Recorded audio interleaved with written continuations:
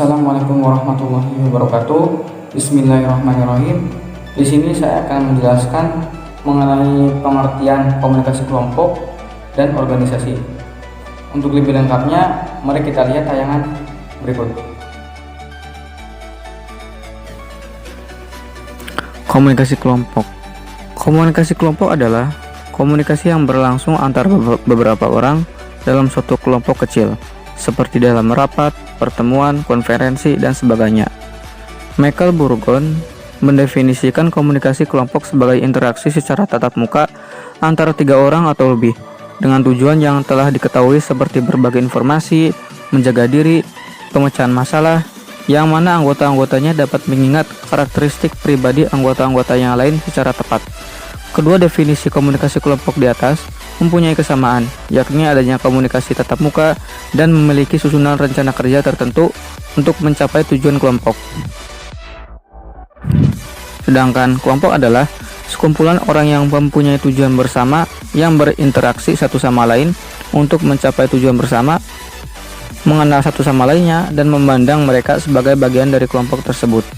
Kelompok ini misalnya adalah keluarga, kelompok diskusi, kelompok pemecahan masalah, atau suatu komite yang tengah berapat untuk mengambil suatu keputusan. Dalam komunikasi kelompok juga melibatkan komunikasi antar pribadi. Karena itu kebanyakan teori komunikasi antar pribadi berlaku juga untuk komunikasi berkelompok. Sifat-sifat komunikasi kelompok sebagai berikut. Yang pertama, kelompok berkomunikasi melalui tatap muka. Yang kedua, kelompok memiliki sedikit partisipan. Yang ketiga, kelompok bekerja di bawah arahan seorang pemimpin. Yang keempat, kelompok membagi tujuan atau sasaran bersama. Yang kelima, anggota kelompok memiliki pengaruh atas satu sama lain. Fungsi komunikasi kelompok yang pertama yaitu hubungan sosial, di mana suatu kelompok mampu memelihara dan memantapkan hubungan sosial di antara para anggotanya, seperti bagaimana suatu kelompok secara rutin memberikan kesempatan kepada anggotanya untuk melakukan aktivitas yang informal, santai, dan menghibur. Yang kedua, pendidikan. Sebuah kelompok secara formal maupun informal bekerja untuk mencapai dan mempertukarkan pengetahuan. Melalui fungsi pendidikan ini, kebutuhan-kebutuhan dari para anggota kelompok itu sendiri, bahkan kebutuhan masyarakat dapat terpenuhi. Namun demikian, fungsi pendidikan dalam kelompok akan sesuai dengan yang diharapkan atau tidak, bergantung pada 3 faktor, yaitu jumlah informasi baru yang dikontribusikan, yang kedua, jumlah partisipan dalam kelompok serta frekuensi interaksi di antara para anggota kelompok. Fungsi pendidikan ini akan sangat efektif jika setiap anggota kelompok membawa pengetahuan yang berguna bagi kelompoknya. Tanpa pengetahuan baru yang disumbangkan masing-masing anggota, mustahil fungsi edukasi ini akan tercapai. 3. Fungsi persuasi. Seorang anggota kelompok berupaya mempersuasikan anggota lainnya supaya melakukan atau tidak melakukan sesuatu. Seseorang yang terlibat usaha-usaha persuasif dalam suatu kelompok membawa resiko untuk tidak diterima oleh para anggota lainnya. Misalnya, jika usaha-usaha persuasif tersebut terlalu bertentangan dengan nilai-nilai yang berlaku dalam kelompok, maka justru orang yang berusaha mempersuasi tersebut akan menciptakan suatu konflik. Dengan demikian malah membahayakan kedudukannya dalam kelompok.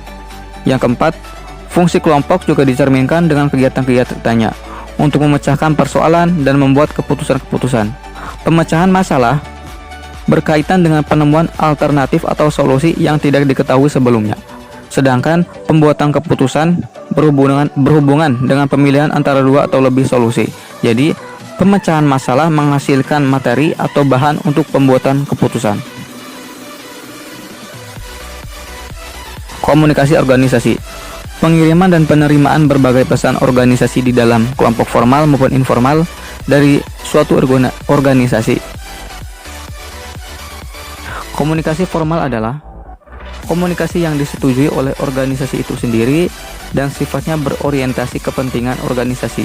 Isinya berupa cara kerja di dalam organisasi, produktivitas, dan berbagai pekerjaan yang harus dilakukan dalam organisasi. Misalnya, memo, kebijakan, pernyataan, jumpa pers, dan surat-surat resmi.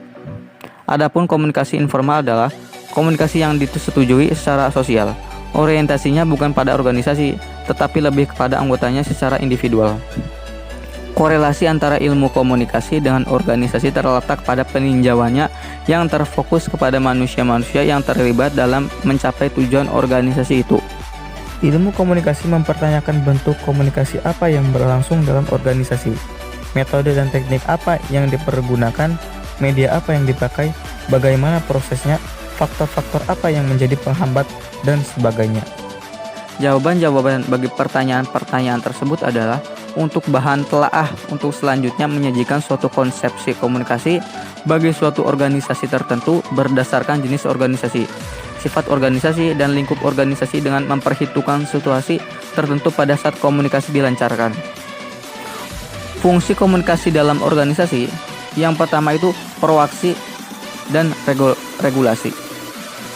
Yang kedua, menentukan tujuan organisasi. Yang ketiga, menentukan area permasalahan. Yang keempat, mengevakuasi performa. Yang kelima, memberikan komando, instruksi, memimpin, dan mempengaruhi inovasi. Yang keenam, mendapatkan informasi baru. Yang ketujuh, cara mengkomunikasikan sesuatu yang baru dalam sosialisasi dan perbaikan. Yang kedelapan, harga diri anggota.